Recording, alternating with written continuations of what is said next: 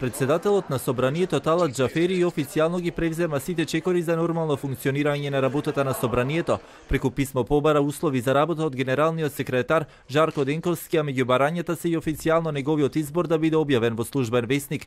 Неговиот сопартиец Артан Груби денеска порача дека немало сериозни обструкции за да се спречи работата на Џафери, но порача дека председателот сам по себе е институција, а не председателскиот кабинет во Собранието.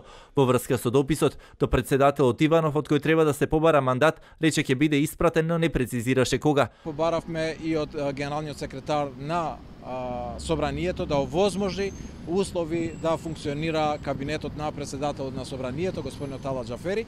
Мора да имаме предвид тука дека една канцеларија не е институција, туку институција е веќе Талат Џафери. Тој е председател во кој што инвестира на волјата на мнозинството граѓани на Република Македонија, преточена во гласање за негов избор за председател на Собранието. Добивме одговор од генералниот секретар на Собранието, при што тој бара таа објава да биде објавена во службениот весник и потоа тој да постапи во согласно со барањата на новиот председател на Собранието.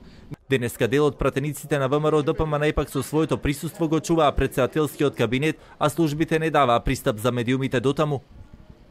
Пратеникот на ВМРО ДПМН Антонио Милошовски на својот Facebook профил објави и слики како се собрани во председателскиот кабинет заедно со пратеникот Трајко Велјановски, а исто така испорача и неколку точки во кои наведува: политичките партии, без разлика дали се во опозиција или се на власт, треба да имаат принципи и истите да се засновани на уставот, на деловникот и на законите, доколку сакаме Македонија да биде стабилна држава која што ќе може да напредува и да работи во интерес на граѓаните.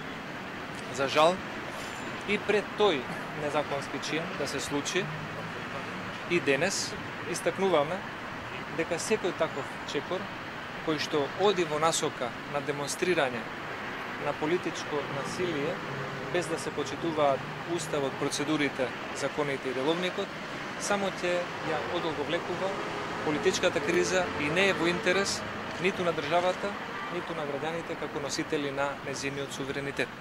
За сега се уште нема официјални информации за тоа кога ќе има седница.